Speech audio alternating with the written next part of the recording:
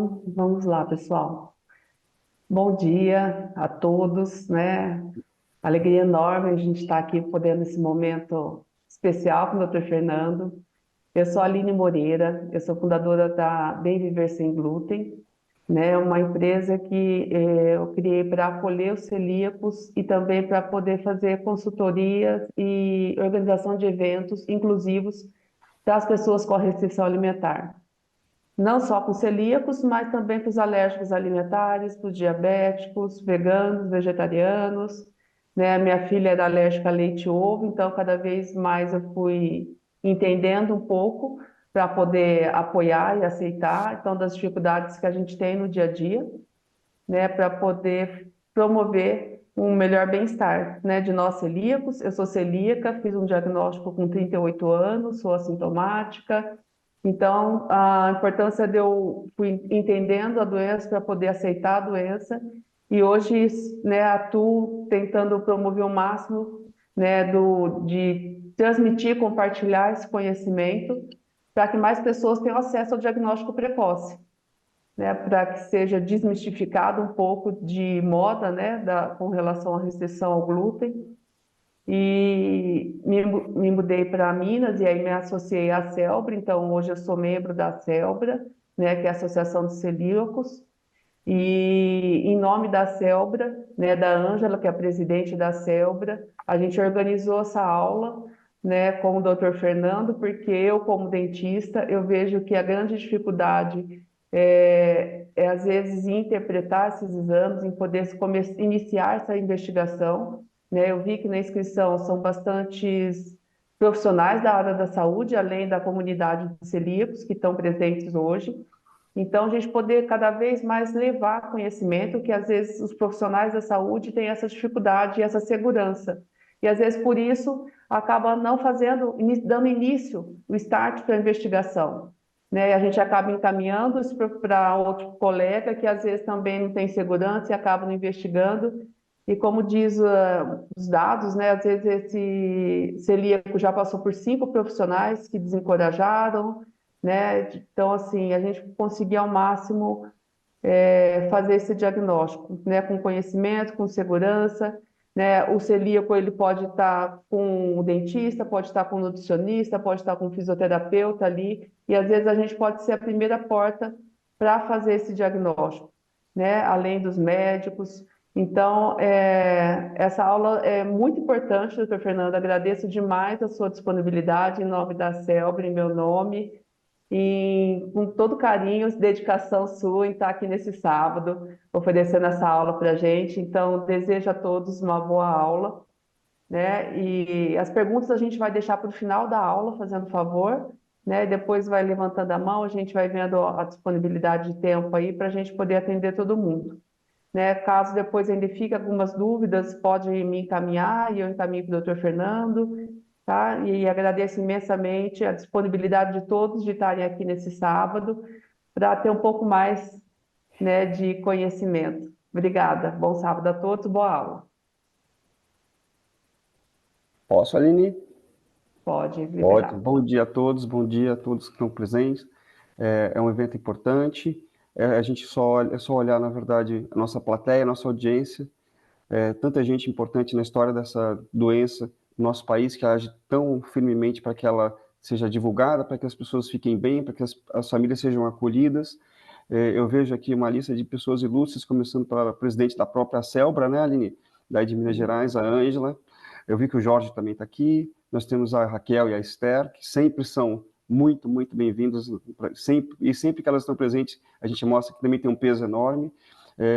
Já vi algumas pessoas queridas, pacientes queridos, vou evitar citar nomes para não deixar alguém de fora e ninguém ficar magoado, mas muita gente querida aqui, nutricionistas importantes, que trabalham nisso, que atuam nessa área, que estudam. Então, eu acho que a gente tem que ter uma audiência das mais interessantes. Acho que tem um PIB bom de audiência, Aline. Então, a gente está muito bem, eu vou tentar valorizar ao máximo isso, tá? Eu vou começar aqui tentando compartilhar essa tela, tá, Rodrigo? Então, vamos lá, Rodrigo, me ajuda, qualquer coisa. Vamos nós aqui. Vamos lá.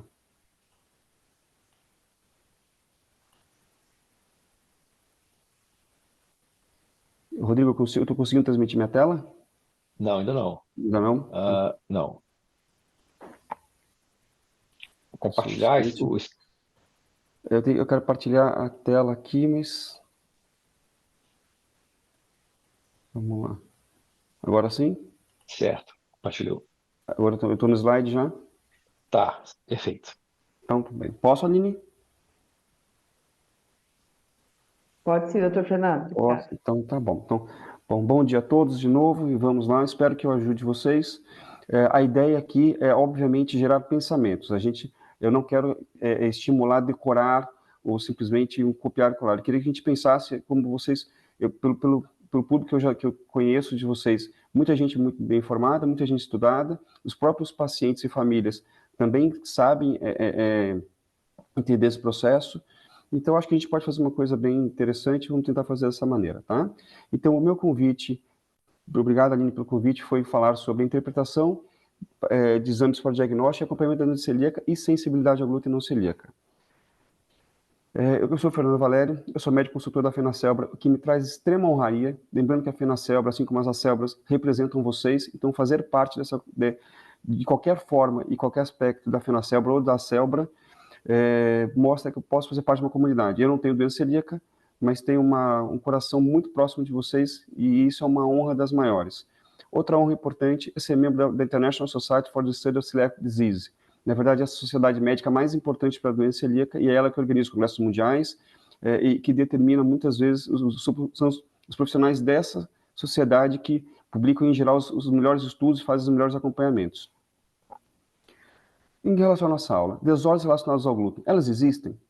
Não, para a gente que está aqui, com certeza elas existem. Mas será que existe para os outros? Quando vocês vão num médico que seja um não especialista em uma desordem relacionada ao glúten, vocês acham que ele acredita que isso existe?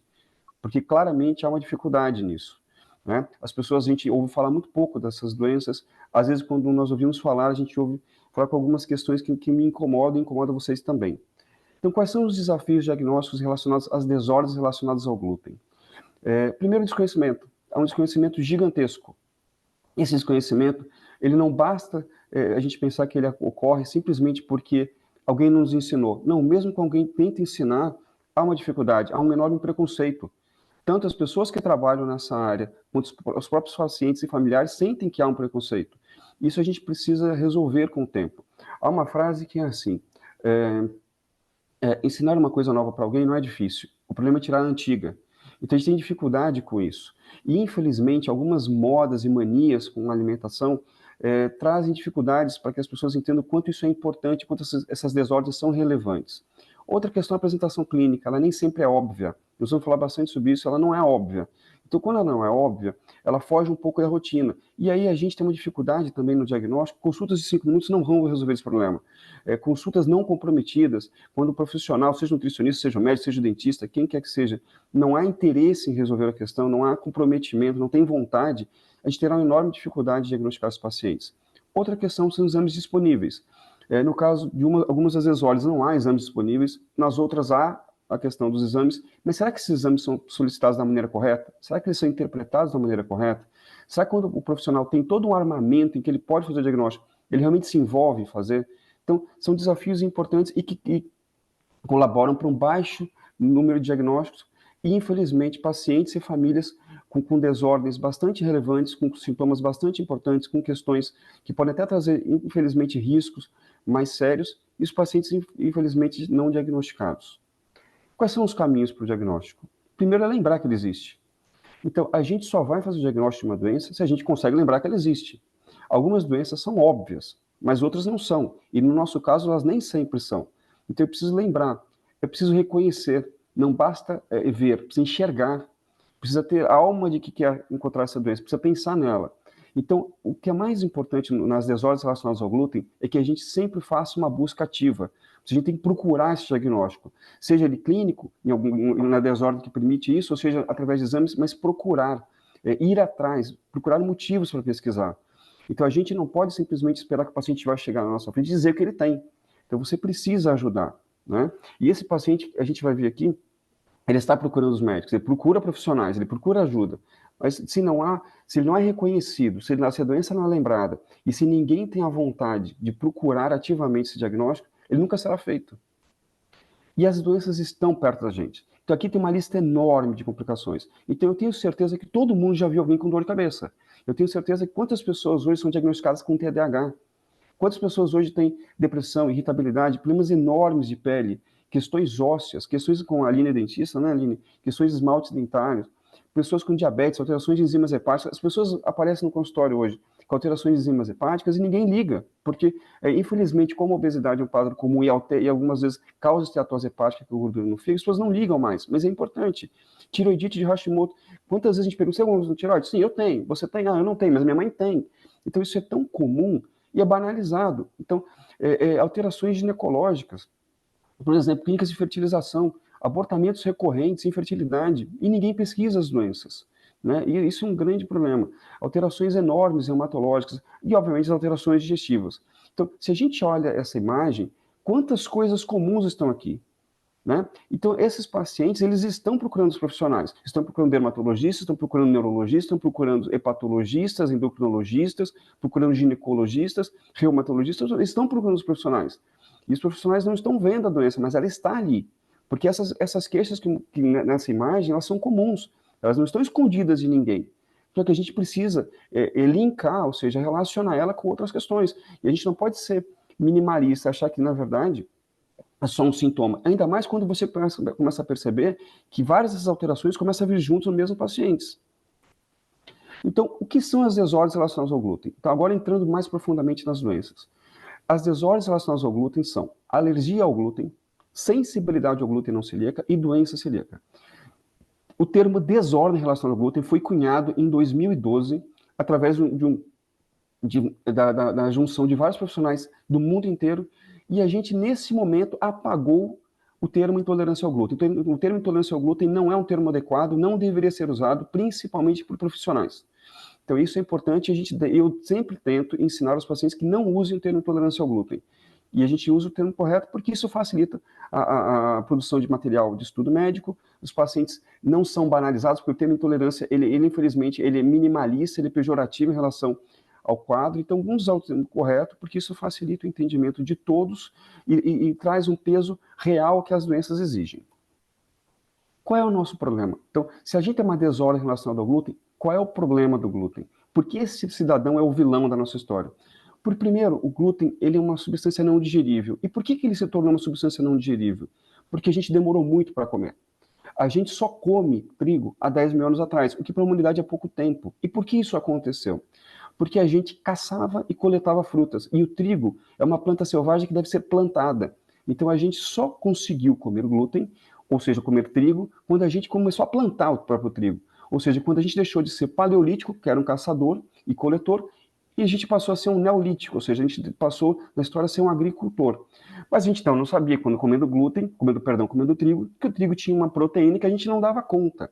Mas essa questão de ser não digerível, ela não é uma questão do paciente com desordem relacionada ao glúten. Nenhuma pessoa no planeta consegue digerir o glúten completamente. O glúten é formado, obviamente, por várias substâncias, dentre elas, uma que é a pior. A gente chama de gliadina. A gliadina é uma prolamina, na verdade como se fosse uma proteína de reserva nutricional, e essa gliadina é uma substância, infelizmente, tóxica, imunogênica e inflamatória. E essa substância não é absorvível, não é digerível. Então, ótimo, se ela não é digerível, vamos evacuar. É assim que a gente faz quando a gente come alguma coisa que a gente não consegue digerir. Por exemplo, quando a gente come uma verdura e ela tem celulose, a gente não digere essa celulose, a gente evacua essa celulose. E a gente dá um nome bonito e chama de fibra. Isso é interessante. Mas o glúten tem uma peculiaridade. Eu brinco com os pacientes que o glúten é mau caráter, né? Ele não foi convidado para a festa, mas ele vai entrar na festa. Então, esta parte tóxica do glúten, chamada gliadina, invade a mucosa intestinal. E aí, esse processo é o que a gente chama de aumento de permeabilidade intestinal. Esse processo é um processo muito bem descrito, em que a gliadina, que é a parte tóxica do glúten, não é digerível, mas ela consegue estimular a sua entrada. Ou seja, ela não foi convidada para a nossa festa, mas ela é uma penetra e ela consegue subornar o segurança. O segurança dessa festa se chama zonulina. A zonulina é um fiscal da porta, é aquele cidadão que vê o ingresso da festa. Mas o glúten, na forma da gliadina, consegue invadir porque ela consegue convencer esse porteiro deixá-lo entrar. E aí ele entra, mas ele entra, a gliadina, ela consegue invadir a mucosa intestinal de todos nós. E aí é a maneira como nós vamos reagir a isso que a gente vai ter ou não um paciente com uma desordem em relação ao glúten ou não. No meu caso, por exemplo, eu sei que eu não tenho nenhum problema, não sou celíaco, já fiz exames, não tenho nenhuma sensibilidade ao glúten, não tenho alergia também, já fiz exames. Então, o glúten invade a minha mucosa intestinal e eu realmente trato como se fosse um corpo estranho, como todo mundo tratará, mas como se fosse um vírus, uma bactéria que a gente tem contato o dia inteiro. As pessoas que têm uma desordem em relação ao glúten já não tratam dessa maneira. Por isso, há uma resposta diferente, uma resposta imunológica diferente nas pessoas que têm uma desordem relacionada ao glúten. Então, isso é muito importante, esse é um conceito muito, muito importante. O paciente que tem uma sensibilidade ao glúten não celíaca, ele tem uma resposta inata. Inata significa imediata. Assim que o glúten invadir a mucosa intestinal, ele vai sofrer uma ação grande nas pessoas que têm sensibilidade ao glúten não celíaca. Eu falo que assim, na hora que o penetra entrou na festa, ele já vai ser expulso imediatamente, mas de uma maneira voraz. Ele não terá tempo de frequentar a festa.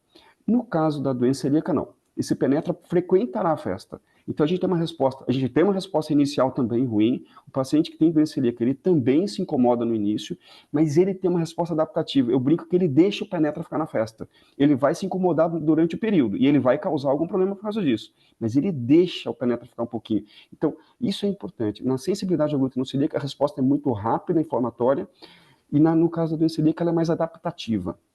Então isso é importante porque são os mecanismos mais interessantes que diferenciam as duas doenças.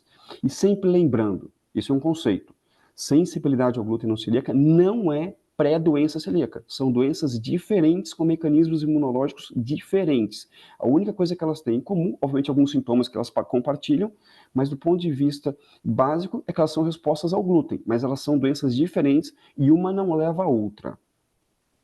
Vamos aprofundar agora uma de cada vez, e eu peço atenção para vocês, porque eu vou para uma doença, eu vou voltar para outra, eu vou e volto, então eu preciso que vocês fiquem bem atentos, tá? A sensibilidade ao glúten não celíaca, ela é uma doença mais comum que a doença celíaca, ela tem uma sensibilidade de 6%, então é bastante gente, 6% é muita gente. Ela é uma doença inflamatória, mas ela não é uma doença autoimune. Ela pode até ter relação com outras doenças autoimunes, mas ela não é autoimune, e ela também não é necessariamente genética. Isso é importante, isso diferencia a sensibilidade da doença celíaca. Então, a sensibilidade à glúten celíaca não é uma doença autoimune, ela é uma resposta inflamatória exacerbada e ela não necessita obrigatoriamente de uma alteração genética até o momento que a gente saiba. A não ser que a gente descubra um outro gene em algum momento, mas os genes relacionados à doença celíaca não são obrigatórios na sensibilidade ao glúten não celíaca, tanto que ele só ocorre em 50% dos casos. Então, qual é o mecanismo da sensibilidade ao glúten não celíaca? Essa é uma parte importante. O glúten invadiu o nosso intestino, a gente já sabe disso, a mucosa foi invadida. O sensível ao glúten, como a gente já conversou, ele gera uma resposta inata, imediata. Na hora que ele gera essa resposta imediata, o que acontece? O corpo reage muito mal, mas de uma maneira muito agressiva. E na hora que ele reage de maneira agressiva, ele tenta bater no glúten, que é a ideia dele. Mas ele, sem perceber, ele também bate nas células do intestino. Então, ele mata a célula do intestino, ele mata o que a gente chama de enterócito. O termo matar uma própria célula se chama apoptose, é um suicídio celular. A questão é que na hora que eu mato essa célula, aquele mecanismo que eu abri um pouquinho a mucosa intestinal para o glúten entrar, agora eu escancarei essa porta. Então todo mundo que está passando pelo intestino vai conseguir entrar. Bactérias, vírus, fungos, alimentos não digeridos, mas há uma coisa importante, a própria morte celular gera a liberação de toxinas. E essas toxinas invadem a camada profunda do intestino. Então a gente tem um primeiro evento, quando a gente come glúten, que o glúten é um ser inflamatório, a gente gera uma resposta contra ele, mas há um segundo momento. E qual é o segundo momento?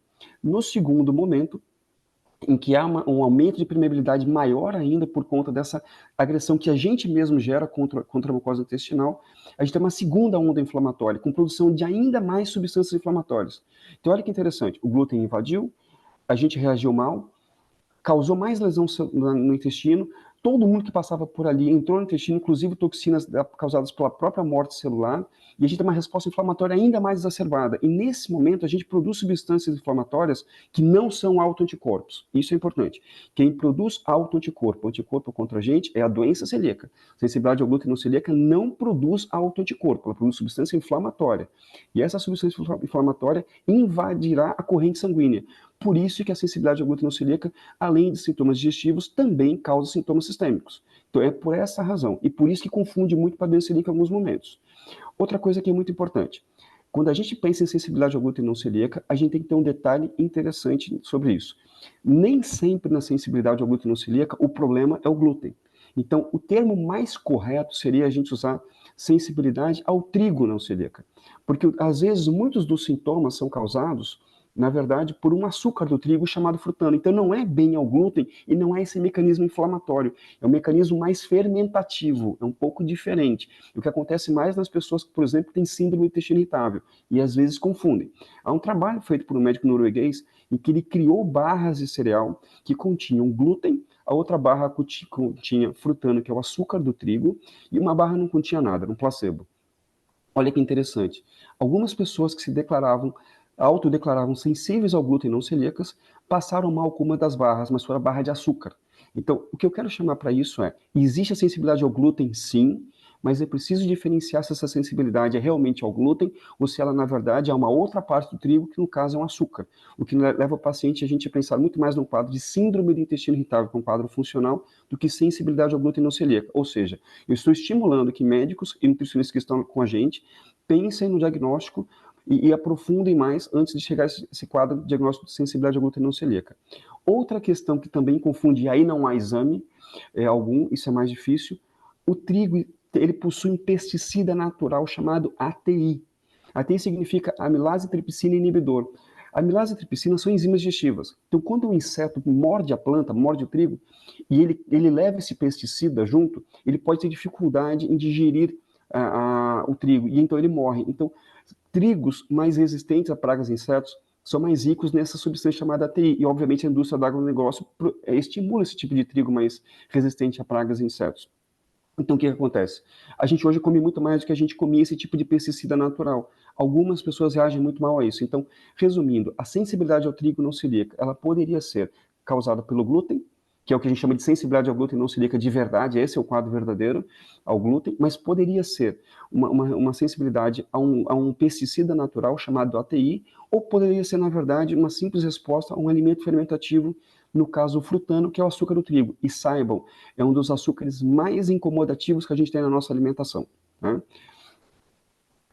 A doença celíaca é diferente. Então agora a gente mudou de estação. Como eu falei para vocês, a gente vai brincar de ir e voltar. Então a sensibilidade ao glúten não celíaca é uma resposta inata e imediata contra o glúten e gera uma complicação em relação a gente também na tentativa de bater no glúten. A doença celíaca é diferente.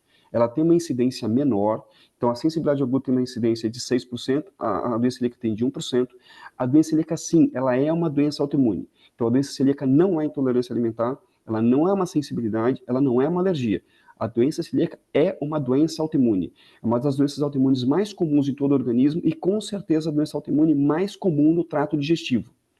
Então, isso é importante se dizer, porque a gente ouve o dia inteiro falar das colites, lógico que os pacientes que têm essas colites são importantes, são relevantes para a gente, retocolite ulcerativa, doença de Crohn, mas estatisticamente a doença celíaca é mais incidente do que todas as outras doenças autoimunes digestivas.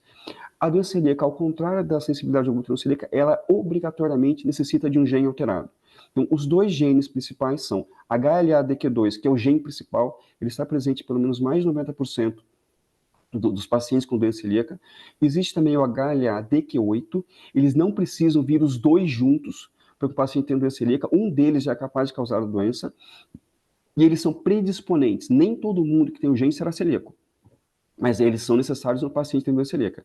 E existe um gene de exceção, chamado HLA-DQ7, que é um gene que, infelizmente, tem uma dosagem mais difícil, uma análise mais difícil, mas que também está presente no nosso meio e também é causador da doença. Então, ele é um gene de exceção, obviamente, é um gene que acaba sendo avaliado mais por realmente especialistas na doença, mas ele existe. Tá? Então, lembrando um pouco desses dois genes agora que eu mostro para vocês, já seria um aspecto bastante importante que eu queria que vocês guardassem. Outra coisa importante, a doença celíaca não é uma doença intestinal, ela é uma doença sistêmica. Então, ela é uma doença do corpo. Por isso, há uma expressão de um médico muito querido por todos nós, um médico italiano, e que é o responsável pelo departamento de doença celíaca da Universidade de Harvard, chamado Alessio Fasano. O Dr. Alessio Fasano tem uma frase que é muito ilustrativa. Ele diz que doença celíaca não é Las Vegas. E é real. O que acontece em Vegas fica em Vegas. O que acontece no intestino de um celíaco não fica. Ela é uma doença sistêmica. Eu gosto de brincar com meus pacientes que a doença celíaca é como se fosse um assaltante. Ele vai quebrar a porta. Ele vai destruir a porta. Ele precisa entrar na sua casa. A porta é o intestino, mas ele não quer roubar a porta só. Ele quer roubar uma televisão, ele quer roubar o seu celular, ele quer roubar o seu dinheiro. Ou seja, a doença celíaca vai transitar pela casa. E isso é importante se lembrar, porque quando a gente tem que lembrar que a gente não está falando de uma doença como se fosse uma doença que simplesmente causa um sintoma digestivo que é inócuo. Não, nós estamos falando de uma doença autoimune, isso já é relevante, e que é sistêmica e traz uma série de repercussões. Mas qual é o mecanismo da doença celíaca? Ele é diferente da sensibilidade à glúten não celíaca.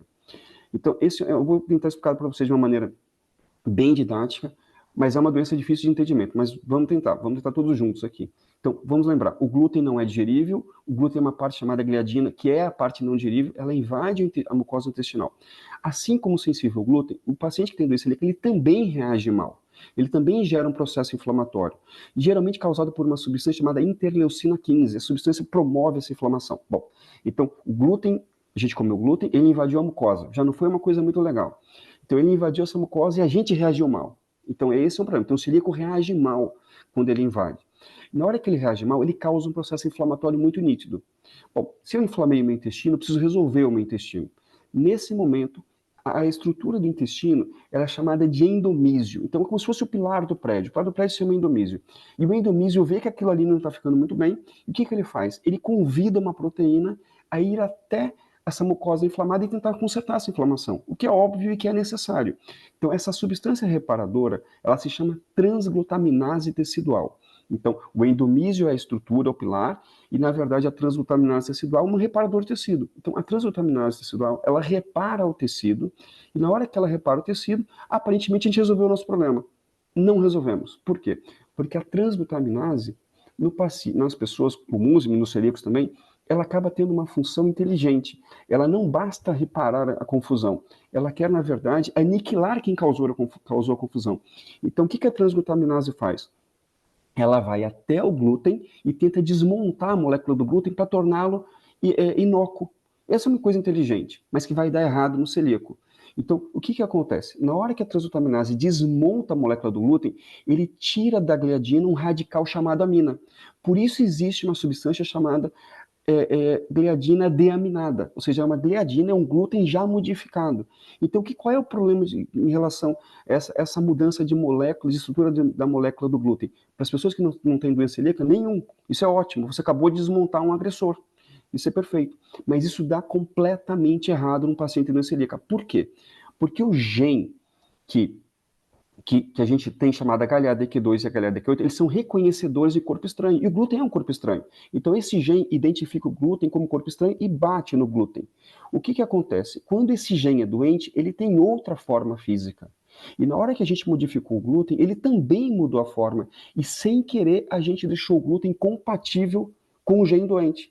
Então, olha que coisa, como é que funciona o sistema. Você come o glúten e tem doença celíaca e não sabe que tem doença celíaca. Então, você come o glúten, e aí o glúten tem uma parte não digerível chamada gliadina que invade a mucosa intestinal. Essa mucosa intestinal foi invadida. A gente poderia simplesmente não fazer nada, e então nada aconteceria. A gente não teria doença celíaca se a gente não reagisse mal. Mas todo paciente com doença celíaca reage muito mal e causa uma grande inflamação. Na hora que você causa essa inflamação, você ativa um processo de reparação da inflamação através de uma proteína chamada transglutaminase tecidual, o que é ótimo. Mas essa substância, na verdade, tenta aniquilar o inimigo. Então ela tenta matar o glúten desmontando a molécula dele, o que também seria inteligente. Mas sem querer, ela acaba tornando a molécula do glúten compatível com o gene doente. E aí se inicia o processo autoimune. Então, na prática, aquele glúten que o paciente com doença celíaca comeu não é o que faz mal para ele. Foi o próprio paciente, durante esse processo inflamatório, que tornou o glúten um grande inimigo. Isso é uma das coisas mais interessantes. E por isso que nos estudos de medicamentos, o medicamento que talvez seja hoje o mais promissor, um medicamento que está hoje em fase 2, lembrando que a fase 2 precisa passar para 3, e depois da 3 que o remédio poderá ser comercializado, mas ele está em fase 2. Esse remédio ele está sendo estudado exatamente para não deixar que o glúten seja modificado em sua estrutura dentro do intestino. Isso já conseguiria nos ajudar. Então esse é um mecanismo muito interessante da doença. Bom, mas na hora que o glúten modificado pelo próprio paciente, encontra com um gene doente e se encaixam, eles fazem o que a gente chama de apresentação. Então agora o gene doente vai apresentar o glúten para o sistema imunológico. E aí o gene doente faz o quê? Ele mostra para um tipo de célula chamada linfócito B, que é aquilo que o glúten está por ali. E aí ele produz substâncias autoimunes. Aí sim, o paciente que tem doença celíaca, ele produz autoanticorpo. Ou seja, o que é um autoanticorpo? Um anticorpo contra a gente mesmo. Ele vai nos machucar. Então, esse momento é que a doença se torna sistêmica. Porque esse autoanticorpo circulará pelo corpo. E é através desses autoanticorpos que a gente vai começar a triagem de exames de sangue em pacientes que a gente suspeita que tem doença celíaca. Por que razão? Porque essas substâncias são mensuráveis, né? A segunda questão é que, além dessa coisa sistêmica, que eu vou jogar veneno na circulação, que são os autoanticorpos, eu já joguei no começo substância inflamatória, agora eu vou jogar autoanticorpo. Eu também vou convidar células para invadirem o meu intestino. Essas células se chamam linfócitos T-killer, o nome é bem peculiar. Essas células destruirão a mucosa intestinal. Nós vamos ver daqui a pouco, durante a análise das endoscopias. Então, essas células vão desmontar as velocidades intestinais. O intestino vai atrofiar, porque essas células destroem, essas células inflamatórias destroem a mucosa intestinal. E por isso, obviamente, o paciente de doença celíaca pode ter uma série de questões de absorção de nutrientes e sintomas digestivos, além dos sintomas sistêmicos. Uma questão importante por que a gente tem dificuldade de diagnosticar? A gente não estuda isso? Então, como é que as coisas evoluíram durante a nossa história? Então, para vocês terem uma ideia, olha a dificuldade dos pacientes que têm sensibilidade ao glúten não celíaca. A sensibilidade ao glúten não celíaca foi descrita pela primeira vez na década de 70. Mas olhe que até 2011 a gente tinha pouquíssimos estudos, quase citações. Então, até 2011, em 2011 foi o ano que a gente teve uma virada nessa história, a gente, na verdade, teve 4 artigos publicados no ano inteiro, no mundo inteiro. Então, olha como a doença sensibilidade ao glúten não celíaca tem um histórico de 15 anos de estudo bem feito. Por isso, tanta dificuldade em relação a ela. Por isso, o desconhecimento. E por isso, aquele primeiro slide que a gente começou. A doença existe? Existe. Mas olha como, na verdade, a própria medicina, a própria ciência teve dificuldade em reconhecer essa doença. Ela reconheceu há pouco tempo. E por isso, tanta dificuldade sobre ela. Outra questão é essa linha do tempo da doença celíaca. Agora já é uma doença que já era descrita desde 1940, 45, porque como é que ela foi descrita? Melhor, ela já tinha sido citada na Grécia, ela foi citada no começo dos anos 1900. Quem já sabia que existia uma doença digestiva e que talvez fosse sistêmica, que já tinha uma relação com a alimentação, mas não sabia exatamente o que, até que na década de 40, um médico holandês, chamado Dick, um gastropediatra, na verdade um pediatra, o que ele descobriu? Que durante a Segunda Guerra Mundial, algumas crianças melhoraram de sintomas de baixo peso, de distensão abdominal, de diarreia. Por quê? Porque nos guetos não existia disponibilidade de trigo. Quando a guerra acabou e o trigo voltou para a dieta, essas crianças voltaram a ter sintomas. E foi assim que se descreveu classicamente a doença celíaca como nós entendemos hoje, ou seja, uma doença dependente do glúten, que é uma substância que existe no trigo, no centeio e na cevada. Então, o que aconteceu? Esse aqui é uma linha do tempo e eu queria mostrar um ponto interessante. A transglutaminase tecidual, que na verdade é o melhor anticorpo que a gente dosa, é o mais sensível de todos, só foi descrito em 97. Então, olha que coisa interessante. Então, a gente está hoje em 2024. Então, a gente tem, na verdade, 20 e poucos anos da descoberta de substâncias importantes. Ou seja, a gente ainda está aprendendo muito sobre a doença. Então, eu falo que ajudar ou cuidar de um paciente doença celíaca é a mesma coisa que consertar um avião com ele voando. Ou seja, a gente já cuida dos pacientes, mas ainda com uma série de questões a se definir. Por exemplo, a gente tem muitas coisas não explicadas pra gente. Quando eu tenho um diagnóstico de um paciente doença celíaca, eu não sei dizer se ele terá ou não uma doença autoimune, eu não consigo descrever o perfil do paciente. Eu não sei dizer se ele tem mais chance ou não disso. Eu não sei dizer qual é o grau de sensibilidade à contaminação cruzada de um ou de outro. A gente tem muita dificuldade. Eu não sei explicar por que alguns pacientes são assintomáticos ou são muito sintomáticos. Por que uns desenvolvem doença autoimune, um tipo de doença autoimune, ou não desenvolvem nenhuma. Então, olha como, na verdade, essa linha do tempo dessas desordens ainda precisam de mais chance pra gente. Ou seja, a gente precisa estudar muito mais.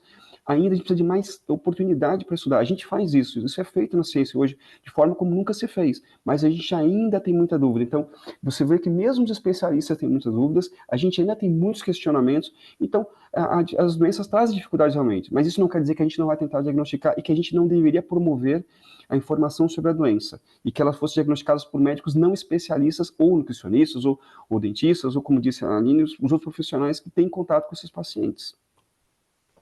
Vamos aos diagnósticos. Então, agora, focando de novo em sensibilidade ao glúten não celíaca, nesse vai e volta que eu criei para vocês. Espero que vocês estejam conseguindo acompanhar. A sensibilidade ao glúten não celíaca tem um diagnóstico basicamente clínico. A sensibilidade ao glúten não celíaca não tem biomarcador, ou seja, ela não tem exames específicos para o seu diagnóstico. Então, é muito importante estar atento aos sintomas que são os sintomas digestivos, Os comuns, diarreia, constipação, dor abdominal, refluxo, gases, evacuação com muco, sintomas neurológicos, muito importante. Muitos pacientes com sensibilidade a glúten celíacos têm sintomas neurológicos evidentes. Dor de cabeça, falta de concentração, memória, foco, irritabilidade, insônia. É interessante dizer que pessoas que têm formigamento nas mãos e perda de sensibilidade podem ter o que a gente chama de neuropatia periférica. 32% dos pacientes que têm essas neuropatias periféricas não diagnosticadas com uma causa podem ter relação com glúten. Pacientes com sensibilidade podem ter questões de pele, não tão severas quanto a doença celíaca, mas têm questões de pele, têm dor muscular, têm dor articular. E uma coisa muito, muito interessante, a sensibilidade ao glúten não celíaca não é uma doença autoimune, mas tem relação com elas. O mecanismo talvez a gente não entenda bem, mas, por exemplo, 25% das pessoas que têm sensibilidade ao glúten não celíaca têm questões autoimunes, sendo as duas principais, tireoidite de Hashimoto e gastrite autoimune. Então, sempre que eu tenho um paciente que tem uma tireoidite autoimune ou que tem uma gastrite autoimune, eu penso se o glúten não pode participar. E talvez valha a pena, obviamente, descartar a doença celíaca e depois, se não há um diagnóstico correto de doença celíaca, pensa se esse paciente não tem benefício na retirada ou não de glúten. Voltando aqui ao nosso primeiro slide de relação diagnóstica. Então, esse é um quadro clínico. Biomarcadores não existem, mas há uma pequena pegadinha. Existe um exame chamado antigliadina IgG, que pode se alterar em 50% dos casos. Esse é um anticorpo que a gente usa para diagnosticar a doença celíaca. Não é um bom anticorpo, ele tem sensibilidade baixa para a doença celíaca, mas ele pode se alterar na sensibilidade. E por quê? Porque a gliadina, lembre, gliadina é o glúten. Então, é um cidadão mostrando que não gosta de glúten. Então, esse é um exame interessante. Então, quando você percebe todos os outros exames de doença celíaca normais e a antigliadina alterada, IgG, isso chama atenção. Isso pode sugerir um paciente com sensibilidade ao glúten não celíaca. Em relação à biópsia de intestino, o sensível ao glúten não altera a biópsia. Então, ele não tem atrofia. Essa é uma enorme diferença entre o sensível e o celíaco. O paciente com sensibilidade ao glúten não celíaco não tem atrofia intestinal. Mas ele pode ter algumas alterações inflamatórias. Ele pode ter um aumento de linfócitos nessa mucosa, nessas rugosidades intestinais, o que a gente chama de linfocitose intraepitelial, mas ele pode não ter esse aumento, mas ele pode ter uma característica. Na doença celíaca, os linfócitos inflamatórios, eles se agrupam como se fosse um bolo de gente. Imagina um grupo de pessoas conversando. Na sensibilidade ao glúten celíaco, isso não acontece. As células inflamatórias, elas ficam em fila, uma na frente da outra e não agrupadas. Isso é uma característica, é um detalhe tão sensível, mas tão interessante, mas infelizmente os nossos patologistas não estão treinados. Não são só os nossos, não.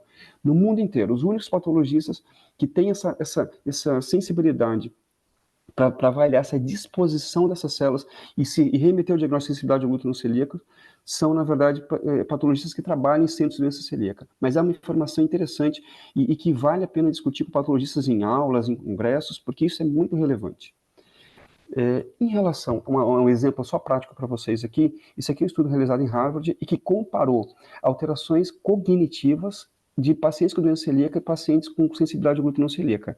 A barra laranja é a barra que se refere aos pacientes com sensibilidade. Observem rapidamente como ela é maior até que da doença celíaca.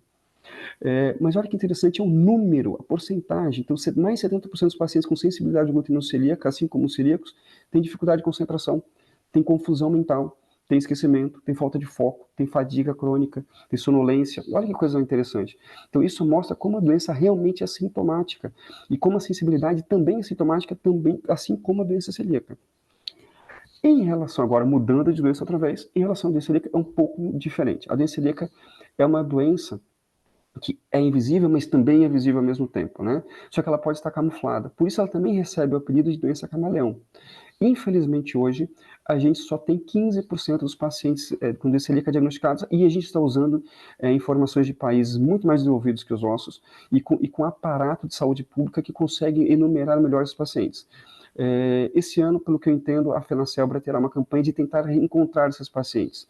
Ou seja, que os pacientes se auto-expõem e digam que tem a doença para que a gente saiba, que a FenaCelbra, e a Celbra saiba que essas pessoas existem. Isso é importante para que essas pessoas sejam respeitadas, para que as legislações sejam encaminhadas com mais facilidade, sabendo o número de pessoas, que na verdade a indústria farmacêutica consiga olhar para o Brasil com mais carinho, na hora que esses remédios estiverem disponíveis, sabendo o número de pessoas que a gente tem. Obviamente tem muitos pacientes com doença, mas a gente precisa saber exatamente quantos pacientes a gente tem diagnosticados. Obviamente a gente imagina que sejam muito menor que esses 15%, infelizmente. E por que esse retardo diagnóstico? O tempo de espera é de uma média de 10 anos, variando de 4 a 13, ou seja, os pacientes já com sintomas demoram 10 anos em média para serem diagnosticados. Um dos motivos, os próprios médicos desencorajam, porque na hora que você fala, doutor, pode ser glúten? Não, isso é uma bobagem, isso é uma mania. Então, 28% dos pacientes, isso é uma pesquisa mundial realizada por uma organização chamada Celiac Disease Foundation, uma organização sem fins lucrativos, fez essa pesquisa com dados do mundo inteiro, principalmente dos americanos, mas mostrando que os próprios médicos desencorajavam pensar que a doença era causada por comida. Outra coisa interessante, os pacientes passam em média em 5 consultas. Você imagina um paciente em saúde pública passar em 5 consultas? Se passar em uma consulta, ele pode esperar meses por isso, até anos. Então imagina você passar em 5 consultas. Outra coisa que é interessante, hoje há uma grande questão de que o glúten é inflamatório e pode fazer mal. Então muitos pacientes passam em consulta já não comendo glúten. Isso dificulta, isso também é uma coisa que nos atrapalha. Outra questão, pacientes fazem endoscopia, mas não fazem com o método correto. Essa semana eu tive um relato muito interessante. Uma anestesista que trabalha num grande hospital de São Paulo, e acreditem, é um grande hospital de São Paulo, achou que tinha sintomas de glúten, com relação ao glúten. E o que acontece? Essa anestesista, ela anestesia pacientes para endoscopia. Então ela conversou com o endoscopista desse grande hospital e pediu para que ela fizesse uma endoscopia para ver se ela podia ter doença celíaca. A endoscopista desse hospital fez a biópsia equivocadamente, em número errado de biópsias e em locais insuficientes. Ou seja, num dos melhores hospitais do país, uma médica sendo tratada por uma médica que ela acreditou podia ser uma referência, ela não sabia fazer a biópsia. Então, para vocês verem como isso acontece, existe um dado mostrando que pelo menos 10% dos pacientes que são diagnosticados de doença celíaca já fizeram endoscopia na vida. E, na verdade, a gente chama isso de oportunidade perdida, né? E para exemplificar para vocês como a doença celíaca, ela é visível, ela existe. O que significa ter 1% de casos de doença celíaca? É a mesma incidência do Alzheimer, da epilepsia e da hipercolesterolemia familiar. Então, olha que interessante, Alzheimer, você ouve falar de Alzheimer o dia inteiro. Ouve falar de epilepsia, todo mundo já conheceu, ouviu, infelizmente, alguém convulsionando. Então a gente sabe que, na verdade, as doenças são comuns. E a doença celíaca também é, só que ela está camuflada. Eu falo que os pacientes estão procurando os médicos, mas eles não estão enxergando. Então, como é que você diagnostica essa doença que parece tão camuflada, tão invisível? A primeira coisa é fazer o que a gente chama de case finding, ou seja, procurar. Lembra no começo da nossa explicação que ela é uma doença que necessita de procura, de busca, ela tem que ser proativa. Então, se eu tenho um paciente com uma tireoidite de Hashimoto, eu vou dosar anticorpo. Se eu tenho um paciente que tem uma fratura precoce sem explicação, eu sei que a osteoporose é um caso relacionado, eu vou dosar anticorpo. Se eu tenho, na verdade, um paciente que tem uma criança que tem baixo crescimento, eu vou dosar anticorpo. Ou seja, a gente tem os sintomas visíveis, os sintomas existem. Infelizmente, existe um grupo pequeno de pacientes que não tem sintomas. 5% dos pacientes celíacos são completamente assintomáticos. Serão pacientes diagnósticos difíceis? Serão. Mas eu vou dizer uma coisa para vocês. Em geral, os assintomáticos são encontrados em famílias que já existe doença celíaca. Então isso também é importante, buscar nas famílias, isso é relevante. Eu sei que há uma resistência dessas pessoas porque elas não querem saber se elas têm a doença, porque elas não sentem nada, ou elas têm medo do diagnóstico para que não tenham uma vida mais restritiva em relação ao tratamento que é a dieta, mas elas precisam saber. Então, o case finding é importante. Então, todos os grupos de risco devem ser pesquisados. Os sintomas relacionados à doença têm que ser pesquisados. Então, uma criança ou um adulto que tenha déficit de atenção, TDAH, tem que pesquisar se tem doença celíaca. Dor de cabeça crônica, tem que pesquisar se tem doença celíaca. Questões de pele relacionadas, psoríase, rosácea, vitiligo, urticária, alopécia, tem que ser pesquisadas. Pessoas com estomatite aftosa, aftas de repetição, lesão no esmalte dentário. Lesão no esmalte dentário, às vezes, é o primeiro sinal de uma pessoa celíaca, ou seja, quem vê essa criança é um dentista, e talvez seja o primeiro sintoma da criança. Então, isso chama-se case finding. A gente não tem hoje indicação de fazer pesquisa global, ou seja, fazer pesquisa em todo mundo, mas pelo menos nas pessoas que têm história familiar, ou que têm os sintomas ou doenças relacionadas, essa pesquisa deve ser feita de maneira proativa, mesmo que o paciente não tenha sintomas digestivos, por exemplo. Hoje, a grande maioria dos pacientes diagnosticados celíacos, principalmente os adultos, tem mais sintomas sistêmicos do que digestivos. Então, precisa ser procurado. O que a gente tem que fazer, então, em relação ao diagnóstico? A primeira coisa é dosar anticorpo. Os anticorpos, na verdade, são antigliadina deaminada. Isso é importante. Existe uma antigliadina nativa, aquele glúten que entrou no intestino. Hoje em dia, a gente já consegue diagnosticar antigliadina deaminada, que é aquela antigliadina que a gente mudou dentro do intestino, se vocês se lembram da minha explicação. Então, existe esse anticorpo. Esse anticorpo ele é interessante. Infelizmente, às vezes não tem cobertura de convênios. ou não é feito nos laboratórios que a gente procura. Então, há uma dificuldade mesmo em grandes cidades como São Paulo, onde eu atuo. Mas essa antigliadina deaminada, ela tem uma grande questão. Ela aumenta a sensibilidade de 15% e ela aumenta na evolução um acompanhamento para contaminação cruzada. Ela é mais sensível. E a antigliadina deaminada, ela tem maior sensibilidade para prever se uma mucosa intestinal já cicatrizou. Então, olha como ela tem 3 características interessantes. Ela pode ajudar no diagnóstico, porque ela pode ser mais sensível. Ela pode... Eu tenho uma paciente em Minas Gerais, por coincidência, uma dançarina, e ela, na verdade, ela tem a biópsia alterada, ela não tem os outros anticorpos alterados, ela tem só a antigliadina deaminada alterada. E ela já tinha um sobrinho celíaco, por isso nós insistimos no caso dela. Isso é bastante interessante. Outra coisa que é interessante é, a antigliadina deaminada aumenta o nível de sensibilidade para contaminação cruzada. Isso é interessante. E a terceira coisa é que ela prevê melhor que os outros se o intestino já cicatrizou. Então isso é bem importante desse exame. Outro exame importante é o anti-endomísio IgA. Ele não é um exame muito sensível, mas tem uma peculiaridade, ele é muito específico. Então, o anti-endomísio IgA é um exame que quando ele acha alguém e ele vem alterar, ele tem a menor chance de realmente mostrar que aquela pessoa tem doença celíaca. Mas o exame mais sensível que a gente tem, hoje ainda ele é o indicado, o exame mais importante seria a antitransaminase residual. Mas, em resumo, aos profissionais, peçam todos eles. Façam todos os exames. Assim, sempre que você vai fazer a avaliação, eu peço os 4 exames. As antigliadinas deaminadas IgG e IgA, o anti-endomísio e a antitransaminase. E elas vão servir tanto para o momento diagnóstico quanto para o momento de acompanhamento. Mas há uma peculiaridade. Percebam como a gente tem antigliadina IgA, anti-endomísio IgA, antitransaminase IgA. Olha que coisa mais interessante que 10 a 20% das pessoas não tem IgA presente, ou seja, tem uma deficiência congênita de IgA. Então, esses exames nunca terão um resultado positivo. Então, nesses casos, é importante se lembrar que isso é uma armadilha de que pacientes com deficiência imunológica de IgA, a gente tem que observar os exames baseados em IgG. Então, a gente pode fazer antidomísio IgG, transaminase IgG, mas mais ainda, eu acho que esse paciente mereceria fazer uma endoscopia se eu tenho uma biópsia, se eu tenho, perdão, uma suspeita grande. Eu me baseio aí menos nos anticorpos e torna o quadro mais agressivo. Outra questão importante é um erro muito comum. Os pacientes marcam consultas porque algum profissional falou que eles têm doença celíaca porque o gene é alterado. Isso é um erro. A doença celíaca acomete 1% da população.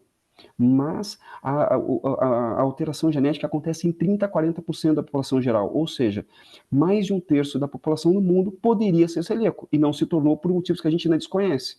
Então, o teste genético, ele pode nos ajudar em algumas situações, mas ele não define se o paciente ser celíaco sozinho. Quem define se o paciente tem doença celíaca são outras questões, são os anticorpos e a biópsia. Tá? Então, em relação à biópsia de intestino, como ela deve ser feita? A biópsia do intestino deve ser feita através de biópsias de bulbo duodenal e de segunda porção do duodeno. O que é o bulbo? O bulbo é uma área de transição entre o estômago e o começo do intestino delgado, que é o duodeno. Então, essa área é uma área banalizada. A minha esposa tem 4 parentes com doença celíaca, e quando ela foi submetida à endoscopia para avaliação, inclusive disso, eu pedi para que fosse feita, obviamente, a biópsia de bulbo duodenal, e eu estava com 2 endoscopistas bastante importantes aqui de São Paulo fazendo a endoscopia dela. E os 2 me falaram a mesma coisa. A gente banaliza o bulbo. Ou seja, eles disseram claramente que eles não faziam biópsia de bulbo duodenal. Lembrando que 13% dos pacientes celíacos têm exclusivamente alteração no bulbo duodenal. E você precisa fazer pelo menos 2 biópsias. Estudos mostram que quando você faz 2 biópsias, em pelo menos 10 a 15% das vezes, uma das biópsias vem normal. Então, são 2 biópsias. E a gente precisa fazer 4 biópsias na segunda porção. Por que tanta biópsia em locais diferentes? Porque a doença ela se esparrama. A doença celíaca ela tem o que a gente chama de PET. PET chama de desigual. Então vocês imaginam, eu vou mostrar um exemplo para vocês daqui a pouquinho. Deixa eu ver se eu acho essa bandeira aqui do Brasil. Olha que interessante, em relação à endoscopia. Olhem a bandeira do Brasil, olhem com atenção. Olhem as estrelinhas. Imagina que na verdade a doença celíaca são as estrelas, são os estados. Olha que coisa mais interessante. Se a gente faz a biópsia, a gente cai no azul, a gente não tem um paciente diagnosticado. Então a gente tem que aumentar o número de biópsias para a gente ter chance de biopsiar uma estrela. E observem bem que a gente tem uma estrela que está acima do ordem e progresso, que na verdade representa o Pará. Então, eu sempre brinco, lembremos do Pará. Por quê? Porque se a gente esquecer que o estado do Pará existe, a gente vai perder 13% dos pacientes com doença celíaca, porque 13% só tem alteração naquela região. Né? Então, isso é muito importante que a gente faça isso da maneira correta. Tá? Então, a gente precisa fazer o número de biópsias do jeito certo e na posição correta. Uma coisa que é importante, não existe diagnóstico clínico. Esta frase dita por profissionais, eu tenho certeza que você tem doença celíaca. Essa frase, não baseada em exames, não existe. A doença celíaca é uma doença que precisa de reconhecimento de firma no cartório. Ou seja, eu preciso ter informações. Exames de anticorpo, exames de biópsia. Se a gente tem alguns detalhamentos, por exemplo, eu pergunto ao paciente que pode ter um que a gente chama de doença soronegativa, um paciente que não altera o exame de sangue. Isso existe. Se eu tenho um caso como esse, eu preciso aumentar o quebra-cabeça, preciso de mais peças. Eu vou fazer teste genético, eu vou fazer biópsia, mas o paciente com doença celíaca tem que ter exame alterado, principalmente, obviamente, a atrofia intestinal. Né? Então, essa coisa de que o paciente se autodeclara com doença celíaca, ou seja, eu tenho certeza que eu tenho doença celíaca, estatisticamente só em 10% esse paciente vai ter acertado. É maior que 1% da população geral, mas ele tem 90% de chance de estar errado. Então, assim, o diagnóstico de doença celíaca, ele é baseado em exames. Outra coisa que é óbvia e é importante, não se retira o glúten antes do diagnóstico. Qualquer profissional que retirou o glúten antes da doença ter sido confirmada ou não, mostra claramente que não entende o mecanismo da doença. A gente só consegue diagnosticar a doença celíaca com a doença ativa, ou seja, com o paciente doente e com alterações. Então, aquela tática que alguns profissionais fazem, tira o glúten por 6 meses e repete o exame. Isso não faz sentido nenhum. Isso não faz sentido porque você acabou de dificultar o seu próprio diagnóstico. Isso mostra desconhecimento. Então, duas coisas que não se faz. Retirar o glúten do diagnóstico e fazer diagnóstico clínico. Ficar com essas duas mensagens, para mim, é bastante importante. Em relação aos diagnósticos, assim como doença com a sensibilidade, diagnósticos também, sintomas e doenças muito associadas, mas são doenças mais, eu diria que não são só sintomas, são doenças bem brutas. Então a gente pode ter sintomas digestivos, os mais comuns, de novo, diarreia, constipação, gases, estufamento, refluxo, azia, queimação. Posso ter sintomas neurológicos enormes, mas aí sintomas neurológicos, às vezes até mais potentes. A sensibilidade também causa esses quadros, mas às vezes muito potentes, principalmente epilepsia em crianças. A dor de cabeça bastante relevante também, mas eu posso ter lesões de massa branca do cérebro, eu posso ter atrofia do cerebelo, causando o que a gente chama de ataxia cerebelar, o que também acontece no sensível, mas acontece no celíaco. Problemas de pele enormes, como já falei, psoríase, rosácea, vitiligo, urticária, líquen, e também uma própria doença de pele chamada dermatite herpetiforme. A dermatite herpetiforme é uma doença autoimune da própria doença celíaca, ou seja, é a forma celíaca na pele. São lesões geralmente bolhosas, com alto grau de coceira, que acometem couro cabeludo, pescoço, as costas na região do tronco, região glútea, áreas de cotovelo e joelho. Geralmente são lesões espelhadas, acontecem dos dois lados. Quadros ginecológicos, infertilidade, primeira menstruação tardia, menopausa precoce, criança, mesmo que abortamentos recorrentes, mesmo que essa gravidez vá a termo, crianças com baixo peso, crianças nascidas prematuras, alterações ósseas, 30% dos pacientes com osteopenia, 15% com osteoporose. Então, a incidência de fraturas em celíacos é de 5 a 10 vezes maior. Então, se você for uma moça de 30 anos de idade com uma fratura de estresse, uma fratura sem um grande motivo, um trauma pequeno, faz uma densitometria óssea, tem osteoporose com 30 anos, alguma coisa de errado ela tem. Então, esse é um bom motivo para se procurar doença celíaca. Eu tenho um menino de 20 anos, um menino muito gentil, ele tem síndrome de Down, lembrando que síndrome de Down é um fator de risco para a doença celíaca. Ele teve na vida apenas 4 sintomas, 4 fraturas no mesmo pé. E ele tem doença celíaca. E, obviamente, depois de tratado, não teve mais nenhuma fratura. Quadros musculares, dores musculares gerais, mas fibromialgia também está presente. Dores articulares, dor articular acontece em 30% dos casos. Então, desde uma dor articular significativa, uma coisa inespecífica, até realmente artrite reumatoide, espondilite anquilosante. Eu posso ter várias lesões associadas, eu posso ter problemas dentários, principalmente lesões do esmalte dentário, doenças autoimunes. A incidência de doença autoimune na população geral é de 3%. A incidência de doença autoimune na população celíaca é de 35%. Ou seja, pode chegar a 10 vezes mais. Então, é importante se lembrar que quando você tem um paciente que tem uma doença autoimune associada, você precisa, seja ela de pele, seja ela reumatológica, seja ela qualquer que seja, seja de tireoide, seja uma hepatite autoimune, uma diabetes tipo 1, você precisa procurar a doença celíaca. Né? Isso é bastante importante. E, obviamente, os tumores. Há uma grande preocupação em relação aos tumores. Os tumores mais associados são intestino, fígado, pâncreas e tumores sanguíneos. Mas lembrando que o grupo de maior preocupação em relação a câncer e doença celíaca são pacientes não diagnosticados, principalmente pacientes com mais de 60 anos, e um grupo menor a partir de 40 anos. Por que eu sempre digo isso? Porque os pais e mães não fiquem em desespero com uma criança diagnosticada aos 8 anos de idade porque ela foi diagnosticada com doença celíaca. Isso, na verdade, é quase uma bênção, você descobrir qual foi o diagnóstico do seu filho. Por que razão? Porque, na verdade, essa criança ela vai ter o mesmo risco para tumor maligno do que a própria população geral, porque ela foi diagnosticada precocemente, ela não terá um aumento de risco por causa disso. Então, de novo, quem tem risco para doença autoimune, para câncer, na doença celíaca, são pacientes diagnosticados tardiamente. Aqui os anticorpos eu já comentei com vocês. Aqui, na verdade, uma peculiaridade em relação aos anticorpos, em relação a crianças. Nem sempre crianças precisam fazer endoscopia para serem diagnosticadas. Quando a criança apresenta antitransglutaminase IgA 10 vezes a mais do que o valor normal, e o antiendomísio numa outra coleta alterado, também reagente, essa criança já foi diagnosticada com doença celíaca. Ela não precisa fazer biópsia. Né? Isso é importante. Outra questão muito importante é que a criança abaixo de 2 anos tem imaturidade imunológica. Ela não consegue produzir IgA em grande quantidade. O anticorpo IgA, a imunoglobulina IgA, ela é produzida com mais facilidade a partir dos 4, 5 anos. Então, crianças pequenas abaixo de 2 anos, o melhor exame de sangue se chama antigliadina deaminada IgG. Em relação à biópsia, como eu falei para vocês, as biópsias têm que ser realizadas em 2 biópsias em bulbo duodenal, em 4 biópsias em segunda porção. Isso aqui não é um jeito que eu gosto ou deixo de gostar. Isso aqui é uma regra internacional e isso é provado, que se fazendo dessa maneira, estatisticamente você consegue diagnosticar um paciente com mais facilidade. Então, a técnica fundamental, a técnica correta é fundamental para o diagnóstico. A pior coisa é quando você vê um paciente que você precisa repetir uma endoscopia, e eu falo para os pacientes, você tem que ser honesto com os pacientes, de que a endoscopia foi mal feita, que a coleta não foi correta e que ele vai ter que repetir.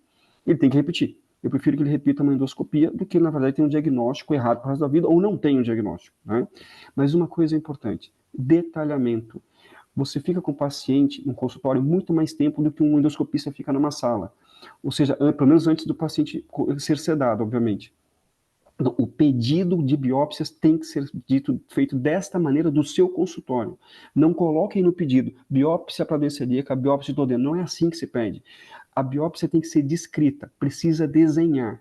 É assim que se faz. E mesmo assim, torçam para que o endoscopista faça. Em alguns momentos há um certo grau de desconhecimento, em alguns momentos há preconceito e arrogância. Ou seja, eu tenho uma paciente essa semana, infelizmente eu atendi, uma paciente que não tem plano de saúde, ela pagou para fazer endoscopia e o médico achou que na verdade não tinha necessidade porque a endoscopia estava normal e ela não fez as biópsias. E era uma biópsia de acompanhamento e ela tem doença celíaca. Então, algumas vezes a endoscopia vem normal, não tem alteração na endoscopia. Às vezes ela tem uma alteração, a mucosa fica mais nodular, as pregas ficam como se fosse com alguns risquinhos, se chama de serrilhamento, mas algumas vezes não tem lesão. Então, a biópsia tem que ser realizada se há um pedido médico para isso. E o pedido médico sai do consultório. Façam o pedido médico de endoscopia com detalhamento em relação às biópsias. E aqui, o que a gente espera ver nessa biópsia? A gente espera ver se realmente há um aumento de inflamação e se há uma atrofia. A classificação mais importante que a gente tem e mais usada é a classificação de Marsh.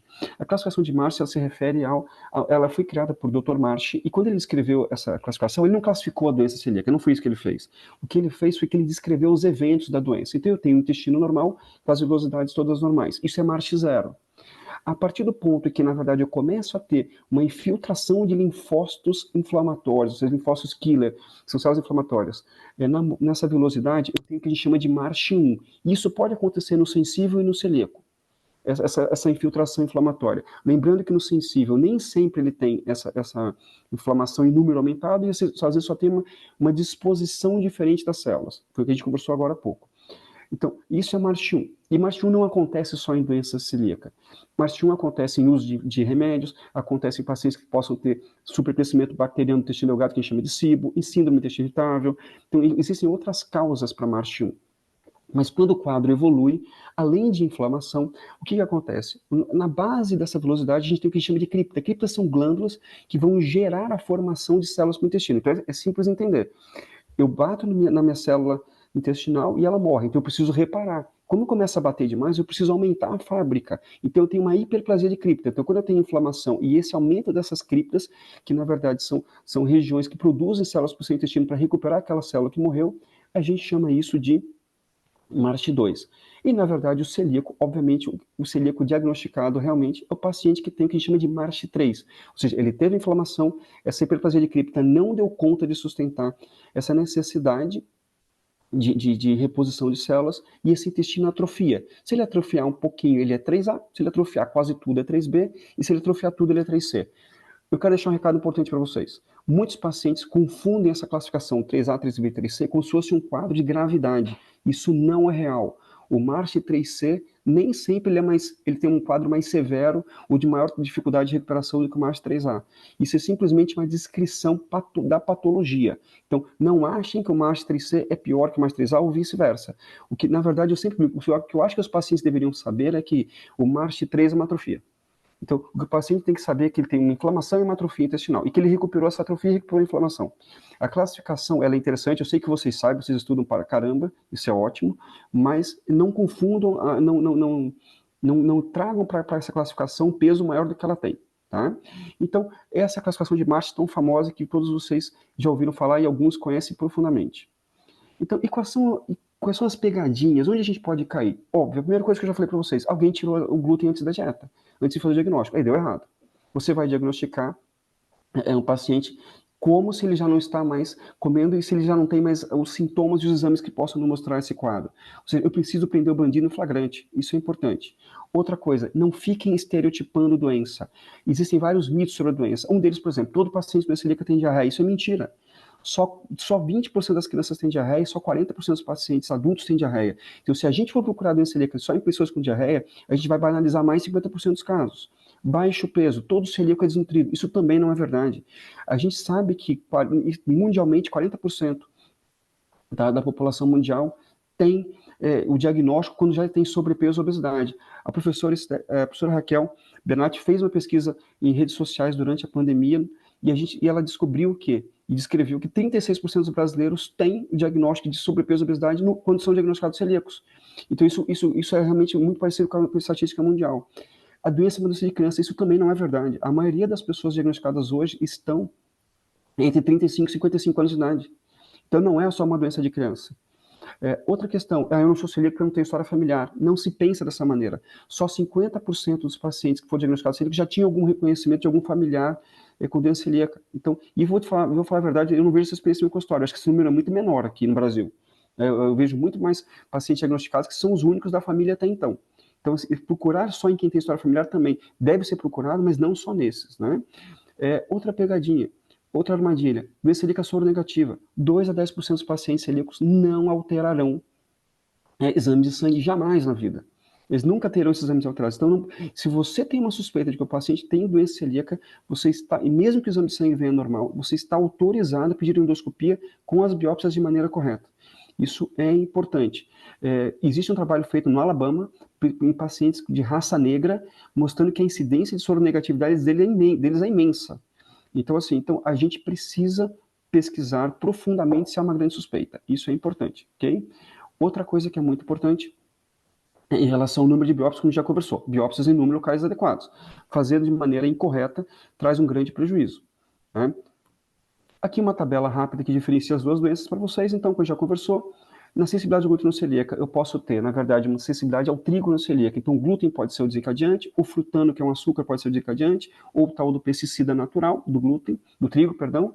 Na doença celíaca, exclusivamente o glúten, a incidência é maior na sensibilidade do que na doença celíaca. O quadro de sensibilidade ao glúten celíaca é um quadro inflamatório, mas não é autoimune. O quadro celíaco ele é autoimune. O paciente doença celíaca ele tem que carregar os genes alterados, o sensível não precisa. O paciente com doença celíaca ele tem marcadores biológicos, anticorpos e biópsia mais claros, enquanto a sensibilidade não tem. Os sintomas são muito parecidos nas duas, tanto intestinais como extraintestinais. Os sintomas podem ser muito parecidos. O sensível tem um sintoma que a gente chama de moderado, mas pode ser intenso. O celíaco pode ter de tudo, né? Desde assintomático ao sintoma muito intenso. O sensível, teoricamente, teria menos complicações, apesar de saber que tem essa questão autoimune também relacionada. O celíaco tem muitas complicações, né? E o tratamento, é óbvio, ele é o mesmo para todos, ou seja, dieta livre de glúten. Lembrando que no sensível ao glúten, o sensível ao glúten ele é dependente de quantidade. Então, o sensível ao glúten nem sempre passa mal com contaminação cruzada. Então, essa é uma diferença. O celíaco passando mal ou não com contaminação cruzada requer esse cuidado. Mínimas quantidades de glúten podem causar confusão. É o que a gente chama de persistência e atrofia velocitária. E o que esperar no acompanhamento? Eu tirei o glúten, E o paciente, a gente espera o quê de um paciente com doença celíaca? A sensibilidade ao glúten, na verdade, não tem esse acompanhamento. O paciente retira o glúten, em geral, ele melhora muito rápido. Ele não tem marcador para você acompanhar no seu próprio sintoma dele. A doença celíaca tem resposta sim. Então, o paciente começa a melhorar a partir de 1 a 4 semanas, a gente estabelece que a partir do terceiro mês ele já tem uma boa resposta à dieta sem glúten. O paciente com doença celíaca, ele começa a melhorar claramente os anticorpos a partir de 6 meses, por isso os anticorpos normalizam entre 6 meses e 12 meses, em 80% dos casos. Esse é um bom método de se avaliar no começo do diagnóstico, porque a informação que você tem são os anticorpos, eles vêm caindo, isso é importante, olhar que essa curva dos anticorpos vem caindo, mostra que essa dieta está sendo realizada. E em relação à recuperação da mucosa intestinal, ela começa a ficar mais evidente a partir de 1 ano, mas claramente o paciente doença celíaca tem a sua mucosa recuperada a partir de 2 a 4 anos. E aí vai uma dica e uma orientação. Quando eu diagnostico um paciente celíaco, eu repito a próxima biópsia a partir de 2 anos, que é quando ele já tem uma chance maior de ter essa mucosa recuperada. Mas eu não posso fazer com 1, já que eu posso ter essa recuperação com 1 ano? Pode, mas não é recomendável. Os protocolos atuais recomendam que se faça com 2 anos. Por quê? Primeiro, para não fazer um exame invasivo antes da hora. Ou seja, você queimar um exame invasivo, fazer o paciente submeter um exame como esse, que tem, apesar de ser tão comum no nosso meio, ele é invasivo, antes da hora. A segunda questão é a questão emocional. Quando você faz a endoscopia e faz a biópsia precocemente, o paciente sempre tem esperança de que ele está melhor porque ele se esforçou durante aquele ano todo. E acredita em mim, a frustração pode ser além da dose e ela pode desmotivar o segmento da dieta. Então, sim, vamos fazer no período certo, sempre mostrando que essa biópsia ela pode demorar de 2 a 4 anos na maior parte das pessoas e que mesmo que a biópsia dê errado naquele segundo ano, a gente ainda está dentro de um prazo de segurança. A partir daí, a gente pensa se pode ser um paciente com um quadro mais refratário. Tá? Mas respeitar os prazos e entender a dinâmica da doença é muito importante. Em relação ao acompanhamento, também é importante fazer todo o acompanhamento nutricional, mesmo no sensível. Quando você retira o trigo da dieta, lembre que o trigo é uma substância, um alimento que ele é enriquecido pela indústria. Então, quando você retira o trigo da dieta, mesmo no sensível, ou qualquer pessoa faça dieta gluten-free, mesmo que não tenha problemas de absorção, podem ter questões nutricionais, então é importante fazer acompanhamento. No caso do celíaco, fazer densitometria óssea, porque ele tem essa questão de osteopenia e osteoporose, como já descrito. No acompanhamento, muita atenção a fatores emocionais. Esse é um jogo mental. A pessoa tem que ter acolhimento familiar, tem que estar estável emocionalmente. A frustração, o medo, o pânico não são coisas que nos ajudarão, mas eles estão muito presentes nesses quadros. Então, é importante auxiliar a família, é importante auxiliar o próprio paciente. Restrições alimentares são socialmente punitivas, são pessoalmente punitivas. Lembre que a gente tem memória afetiva em relação a comidas, então isso é muito pesado, isso pode ser realmente um complicador. A gente sabe que pacientes que levam as dietas com seriedade têm maior tendência à frustração, à ansiedade, à depressão, então a gente precisa estar perto dessas pessoas e acompanhando com carinho. Né? O paciente que tem um quadro de uma desordem relacionada ao glúten tem que ser tratado com carinho, assim como todo paciente que tem uma restrição alimentar, porque restrições alimentares são sempre punitivas do ponto de vista social, viagens, passeios, família, então isso é muito importante. E, obviamente, fazer uma avaliação metabólica na troca da dieta. A gente pode ter erro metabólico, aí vale muito para os nutricionistas, né? Que são com a gente, assim, é comum que pacientes com doença celíaca tenham alterações metabólicas do tipo alterações de aumento de gordura no fígado, aumento de insulina, glicemia, alterações de colesterol, ganho de peso. Na própria pesquisa feita pela professora Raquel na época da pandemia sobre a questão de peso, na época do diagnóstico, 36% dos pacientes estavam acima do peso. Depois de um tempo, esse mesmo grupo estava com 48% acima do peso, ou seja, há um ganho de peso. Há um trabalho realizado na Suécia com 40 mil pessoas que tinham sofrido infarto agudo do miocárdio, acidente vascular cerebral, ou pelo menos sentido angina, que é a dor no peito. Quando se estudou essas 40 mil pessoas, se percebeu que os celíacos eram destacados naquele grupo, ou seja, pacientes com doença celíaca que fazem dieta gluten-free podem ter uma maior incidência de doenças metabólicas. Avaliação da questão inflamatória, de maneira geral, e principalmente acompanhar as doenças autoimunes, tanto a própria doença celíaca como doenças associadas. Diabetes tipo 1, questões de tireoide, questões hepáticas, isso é muito importante. Em relação ao acompanhamento, no momento do diagnóstico, acompanhar os exames de cada 3, 6, 12 meses, você vai espaçando conforme os exames vão melhorando, são extremamente úteis no momento do diagnóstico, no caso da doença celíaca, obviamente, que é quem tem exame, né? Porque você consegue acompanhar naquele comecinho, logo no início, você vê essa curva, Depois ele perde um pouco o poder. Por que perde um pouco o poder? Porque o exame de anticorpo, na verdade, ele não prevê que a mucosa recuperou. Quem vê isso realmente é a própria biópsia. E nem sempre o anticorpo ele consegue pegar uma contaminação cruzada. Ele não consegue pegar o paciente. Por que razão? Porque nem sempre ele tem essa sensibilidade. Então, a gente não tem exame para esse anticorpo comum que a gente faz aqui, que a gente faz normalmente exames de sangue, a gente não tem essa sensibilidade. Mas é importante fazer os exames, porque se há uma contaminação, uma ingestão um pouco maior, a gente consegue pegar. De novo, realizar a biópsia depois de 2 anos do diagnóstico e endoscopia de acompanhamento. Quando o paciente já melhorou, eu preciso fazer endoscopia todo ano? Preciso fazer o tempo todo? Não preciso, mas não há um prazo para isso, não há uma determinação. Mas uma regra é, pacientes que já foram tratados, estão com a dieta sem glúten, já tem uma biópsia anterior com um exame normal.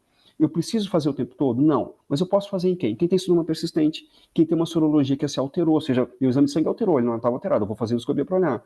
Se há algum sintoma de alerta, principalmente sintomas de desnutrição, anemia, ou uma preferência do paciente. Por exemplo, eu tenho uma paciente que se mudou de cidade. E ela falou, eu mudei de cidade e comecei a gerenciar o risco de novo. Então eu quero saber se eu estou bem realmente, se na nova cidade eu consegui ter o mesmo sucesso que eu tinha tido na primeira. E ela conseguiu. Então, existem vários detalhes que a conversa, de um a um, a gente pode decidir como vai ser feito esse acompanhamento. Tá? E aqui, na verdade, uma coisa que é importante, quando você acompanha o paciente celíaco, tentar entender se ele realmente não está comendo glúten, porque ele precisa ficar bem. Uma grande preocupação que a gente tem é uma persistência de atrofia. Infelizmente, 25 a 35% dos pacientes doença celíaca mantêm a atrofia. E um dos motivos maiores é, obviamente, estarem ingerindo glúten. Então, é importante se lembrar, como eu falei para vocês, que nem sempre os anticorpos, eles mostram essa sensibilidade toda. Por exemplo, a antitransglutaminase mostra uma sensibilidade para transgressão da dieta em torno de 50%, é baixo. O melhor método para se saber é um exame que a gente dosa essa parte tóxica do glúten na urina ou nas fezes. Esse exame não existe no Brasil, mas ele é muito interessante. E quando esse exame vem positivo repetitivamente, em 92% das vezes, a atrofia intestinal, ou seja, o paciente não se resolve, isso mostra que contaminação cruzada, ou seja, a ingestão contínua de traços de glúten, mesmo que seja uma contaminação, pode ser responsável sim pela persistência da atrofia. Intestino atrofiado é intestino inflamado. Ali é a usina de confusão. É ali que nasce o problema. Outro método que é muito utilizado, as endoscopistas tradicionalmente são os responsáveis por isso, aplicar questionários para tentar identificar se há algum furo na dieta. E, obviamente, assim, em relação à cicatrização, a gente não tem exames perfeitos, mas como eu falei lá no começo, a antigliadina deaminada talvez seja o exame de sangue que mais consiga prever que as coisas vão indo bem em relação à cicatrização. Agradeço a vocês, é isso que eu queria contar para vocês um pouquinho hoje. Desculpe se eu falei rápido, desculpe se eu falei muita coisa, se foi confuso, mas espero tê-los ajudado de alguma forma, tá? Aline, é contigo. Doutor Fernando, foi excelente, né? Todo mundo aqui no chat agradecendo demais a sua generosidade, a sua disponibilidade, né? A gente se sente acolhida, abraçada, entendida, né? Muitas vezes, acredito que vão caindo fichas de situações que a gente tinha antes do diagnóstico e não percebia, né? E a gente vai se dando conta com as suas aulas, é muito importante isso, né? Para a gente conseguir fazer esse acompanhamento e esse controle da doença, né? Nem sempre os profissionais estão tão preparados ainda, né? Mas esse trabalho que a gente vem fazendo de formiguinha das acelvas, né? Eu queria agradecer imensamente todas as acelvas, né? A Esther, a Raquel, né? A Ângela, presidente da Celbra aqui de Minas, a Fenacelbra, né? Por dar esse suporte, né? Para os celíacos, porque eles são geralmente a principal porta, às vezes, que a gente tem acesso, né? Para ver que a gente não está sozinha, né, nesse mundo, né, que existem outras pessoas que passam por essas mesmas dificuldades, né, que dão suporte para a gente poder cuidar, como lidar com a família, né, às vezes tem uma resistência da família, da sociedade, né, então te dar esse suporte realmente as Acelbras e a Fenacelbra faz isso brilhantemente, né, falar um pouquinho da campanha desse ano, né, esqueci de falar no início, que é Eu Sou, Eu Conto, Você É, Você Conta, né, que justamente para a gente conseguir ter números de quantificar onde nós somos, quantos nós somos, para a gente conseguir, né, ações públicas, né, para acompanhamento, para diagnóstico, para controle, né, para uma vida social mais inclusiva para todos, né? Então, em breve a Fenacelbra vai disponibilizar um formulário para a gente compartilhar, distribuir, para poder quantificar isso. né? Dia 4 de maio, a gente tem um evento em BH com a presença ilustre, né, do Dr. Fernando, uma honra, né, ter ele aqui na Célula Minas, em BH, dia 4 de maio. Então, a gente já está com todas as vagas esgotadas, né? Foi surpreendente, né? Assim, quando a Selva começou a compartilhar, né? Já logo teve preenchimento de todas as vagas, né? Eu vou só falar algumas perguntas que tem aqui que se deve o senhor responder do que eu fui vendo, né? Durante a apresentação, né? Que pediram para o senhor falar um pouquinho sobre a epilepsia, né, com a doença celíaca, né, o exame de sangue positivo e a biópsia negativa, Uhum. né, acho que foram essas aqui, assim, as Eu principais. vi uma também, uma assim, densitometria óssea. Sim, densitometria óssea tem que ser feita todo paciente de doença celíaca. Essa foi uma pergunta que eu vi ali, precisa Isso, ser feita. Em relação e se o a... MASH 4 é irreversível? Na verdade, a gente usa mais MASH3 hoje, a classificação foi atualizada para MASH3, mas é reversível. É reversível com a dieta sem glúten, a maioria dos pacientes. Em relação à questão anticorpos alterados e biópsia comum, isso pode ser o que a gente chama de doença celíaca potencial. São pacientes que têm alterações de anticorpos, mas não alteram a biópsia. Esses pacientes, a gente tem uma dificuldade, porque 25% deles se tornarão celíacos se eles continuarem comendo glúten. Uma outra parte desses pacientes, na verdade, ficarão iguais, comerão glúten e não alterarão o exame de anticorpo, vão ficar com anticorpo alterado, mas não alterarão a biópsia, e um grupo melhorará sozinho. Então, assim, o doença celíaca potencial é uma coisa que a gente ainda precisa entender melhor, né? Na verdade, o que acontece com esse paciente? Se a gente tem que retirar o glúten ou não. Há alguns estudos mostrando que talvez o paciente que tenha doença celíaca potencial, ou seja, anticorpos alterados e biópsia normal, mas tem anti-endomíase alterado, como ele é muito específico da doença celíaca, talvez valesse a pena retirar o glúten, e principalmente pacientes que têm quadros de sintomas, né? Pacientes muito sintomáticos, mesmo que seja doença celíaca potencial, deveriam retirar o glúten, que obviamente é um benefício claro. Acho que tinha uma terceira pergunta que eu não respondi, Aline. Da epilepsia? Epilepsia. Epilepsia, ela acontece em pacientes com doença celíaca, mas ela acontece em adultos, mas ela é mais comum na infância. Mas a epilepsia, sim, é um quadro relacionado à doença celíaca. Não a sensibilidade, mas sim a doença celíaca. Ah, só um minutinho. Se tem algum documento de como deve ser a biópsia para compartilhar com o pessoal? Tem, na verdade tem um monte. Assim, são os guias de conduta, existem os protocolos, mas tem sim acho que eu não me recordo direito, mas eu acho que a própria Finacelva disponibiliza esse material. Eu acho que tem os trabalhos médicos, mas com certeza sim. Ah,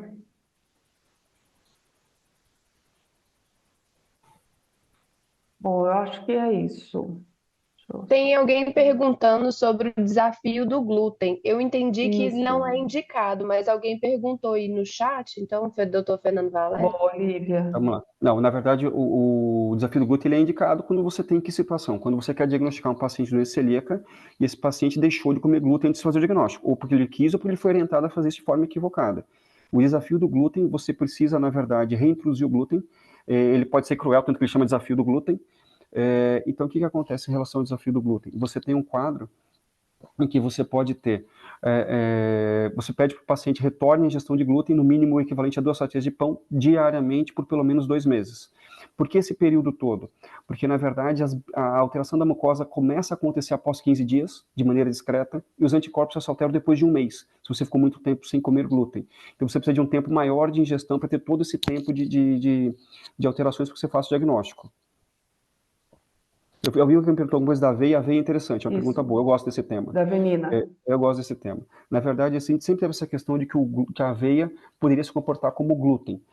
Na verdade, os estudos mais atuais, principalmente pelos grupos australianos, é bem interessante, mostrando que pacientes que têm doença celíaca e comeram glúten, comeram aveia, perdão, e diziam que passavam mal, não tiveram alteração na mucosa, ou seja, não inflamaram e não atrofiaram. Mas tiveram uma coisa interessante, eles liberaram a mesma substância inflamatória que se libera quando há contaminação cruzada. Então, em conclusão que você chegou? Alguns pacientes que têm doença celíaca realmente passam mal com a aveia, e não é só uma impressão, eles liberam substâncias inflamatórias semelhantes a que acontece com a contaminação cruzada, mas não conseguem gerar atrofia intestinal comendo aveia. Então, a princípio, essa é uma última informação. Uma regra que é um pouco mais empírica é que a gente não deveria introduzir, pelo menos, aveia na dieta de um paciente doença celíaca até que os exames de sangue normalizem. É uma regra empírica, mas uma regra que funciona na prática. A Daniela está perguntando se o senhor pudesse falar, se tem necessidade de fazer a biópsia em uma criança de 4 anos, sendo que a transglutaminase deu acima de 128 e o endomísio acima de 640. Não precisa. Esse é um critério criado pela Sociedade Europeia para Estudo de Nutrição e Patologia e Gastroenterologia, que é quem define esse quadro maior. Se a criança tem, na verdade, um anticorpo 10 vezes maior que o normal de antitransglutaminase residual e anti-endomísio alterado, principalmente em biópsias, em coletas separadas, que é o correto, fazendo duas coletas separadas, essa criança é diagnosticada com doença celíaca e, a princípio, pelo menos pela Sociedade Europeia, que é a mais aceita no mundo, essa criança não precisaria fazer uma endoscopia. E se eu pudesse falar um pouquinho sobre as enzimas digestivas, né, que vem sendo comercializada aí nas farmácias para glúten, né, e que às vezes pode vem sendo usada, né, de forma errada às vezes. Então, se eu pudesse esclarecer um pouquinho, Sim. e também depois um pouquinho sobre aquele autoteste que existe de saliva aí, se o senhor Isso. puder falar Então, um vamos lá. pouquinho. Então, vamos começar pelo autoteste. Em relação ao autoteste, a gente hoje tem um teste, que é um teste que você pode fazer no próprio consultório, em que ele dosa antigliadina. É interessante, é um teste de triagem, mas lembrando que algumas vezes na verdade, ele pode ter falha, porque mesmo o exame de sangue pode ter falha, até nos próprios soros negativos, às vezes a antigliadina pode ter uma sensibilidade menor e você não conseguir avaliar. Então, em resumo, assim, eu tenho até umas amostras no meu consultório, eu não costumo fazer. Se eu tenho qualquer dúvida, se eu quero pesquisar, eu pesquiso com os exames de sangue completos. Eu acho que a gente pode melhorar isso, mas eu acho que ainda eu tenho medo de fazer esse exame, o exame dar normal e o paciente ficar desestimulado e continuar a procura. Então, eu acho que emocionalmente, então eu não tenho. Então, assim, aí ele pode ter um outro anticorpo alterado e não esse, ou ele pode, na verdade, ter um quadro soro negativo e ele abandonar a pesquisa. Então, esse é um quadro. Em relação às enzimas, em relação ao glúten, não há nenhum tratamento para a doença celíaca disponível no mercado que não seja a própria dieta. Então, em resumo, qualquer coisa que se fale hoje sobre suplemento ou medicamento não tem função para a doença celíaca. A gliadina, que é a parte tóxica do glúten, não consegue ser digerida por essas enzimas. Então, na verdade, um paciente que tem doença celíaca e ingerir glúten, pensando que essa enzima o ajudará, não ajudará. Eu sei que emocionalmente há um efeito meio placebo. Você fala assim, não, mas quando eu tomo remédio, eu me sinto melhor, porque eu já tomei em viagem, tinha contaminação. Seja o que for, isso é errado. Então, o paciente está se arriscando e não deveria. E, na verdade, tem que ser, eu imagino e espero que, na verdade, que seja assim, a caixa desses produtos tem que ser muito claramente descritos em relação a que não é indicado para paciente com doença celíaca. Porque esse medicamento não traz nenhuma segurança para esses pacientes. Eu coloquei já aqui, fazer mais 3 perguntinhas só, doutor Fernando. Tá. Peraí que eu acabei me perdendo respondendo o pessoal. Eu vi uma ali, eu vi que perguntaram uma sobre o gene. Os genes mais comuns são HLA-DQ2 e HLA-DQ8, mas a gente sabe que existe um gene chamado HLA-DQ7, que é de difícil avaliação, mas ele existe. Né? E há um trabalho publicado no ano passado pela Universidade de Harvard, e bastante interessante, mostrando que metade dos pacientes que têm o gene exclusivo HLA-DQ7 são soronegativos. Então ele tem 2 pegadinhas no mesmo paciente, ou seja, ele não altera o exame de sangue, ele tem um gene raro. Então ele é baseado basicamente na endoscopia. O que você faz? Você tem que descartar outras causas de atrofia, infecciosas, uso de remédio, uma deficiência imunológica. Isso também é uma coisa interessante. Pacientes que têm atrofia intestinal e não têm alteração de exame de sangue, é preciso que se avalie se ele tem, na verdade, outro motivo para atrofia. E a contaminação cruzada pontual pode ser verificada no exame de sangue? Não, pontual ela não vai alterar. Assim, a não ser que ela seja contínua. Se ela for contínua, sim. Se ela for muito pontual, provavelmente ela não vai conseguir alterar. E meu filho apresentou apenas a gliadina IgG positivo e pode ser a sensibilidade? Pode ser sensível, ele pode entrar naquele quadro de 50% dos pacientes com sensibilidade ao glúten no celíaco que alteram só antigliadina IgG. Então, ele pode ser sensível e pode não ter nenhuma relação com doença celíaca. Mas precisa pesquisar direitinho, precisa ver os outros anticorpos, se eles foram dosados da maneira correta, se estava comendo glúten, se tem alguma outra alteração que justifique, né? Eu achei muito interessante a pergunta aqui. Pode falar, Lívia. Se todo celíaco tem que cortar a lactose. Acabaram de perguntar aqui no chat. Boa pergunta. Na verdade, assim, a lactose um açúcar do leite e que é, na verdade, digerido através de uma enzima produzida na ponta da vilosidade, por uma enzima chamada lactase. Então, quando eu tenho doença celíaca, eu atrofio muito essa mucosa, eu posso ter dificuldade em produzir lactase. Então, obviamente, eu posso ter uma intolerância à lactose secundária. Mas nem todo paciente tem. Então, o primeiro ponto é, você tem que retirar a lactose do paciente que, na verdade, tem intolerância à lactose. Esse é o ponto, não é para todos. Outra questão que é muito relevante, muitos pacientes têm medo de voltar à lactose, muitos pacientes se tornam retolerantes à lactose, quando o intestino cicatriza. Então, o que acontece é que, na verdade, o paciente ou tem medo de voltar, ou se acostumou a não voltar, ou passa mal quando volta, mesmo sem ser intolerante. Lembrando que, estatisticamente, 1/3 das pessoas que têm descrição de intolerância à lactose não são intolerantes. Então, o que pode acontecer? Esse paciente pode ter alguma questão relacionada, ou na verdade emocional, em relação ao medo do próprio alimento, ou ele pode ter síndrome intestinal irritável, ou ele pode ter um quadro de supercrescimento bacteriano, e que, obviamente, a lactose é um alimento fermentativo e que traz sintomas.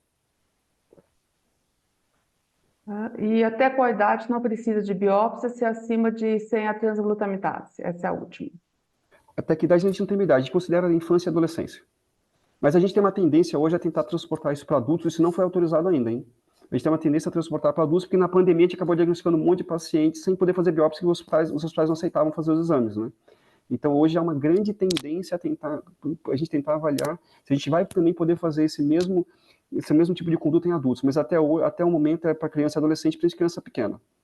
Eu, na verdade, assim, na prática, um adolescente de 16 anos, 15 anos, ele aguenta uma endoscopia sem maiores traumas como adulto. Eu acho que vale muito para criança pequena, né? Abaixo de 10 anos, 12 anos, acho que vale a pena. Uma criança maior, um adolescente, já dá para fazer endoscopia, né? E também o senhor atende crianças? Atendo. Perguntaram aqui. Então, queria agradecer imensamente, doutor Fernando, por sua disponibilidade nesse sábado, por esse carinho, né? Agradecer à Celbra, né, pela parceria, pela confiança, né, em me proporcionar organizar essa aula com o senhor aí. Dia 4 a gente se encontra em BH, né, no evento.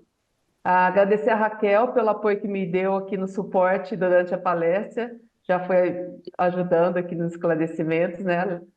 Então, agradecer a todos pela participação, né? Que cada vez mais nós estejamos unidos, fortalecidos, né? Com o tratamento adequado, com o diagnóstico correto, com o serviço público atento a nós, né? Com as empresas, com as leis, né? Com os hospitais, quando estamos precisando de uma dieta dentro de um hospital.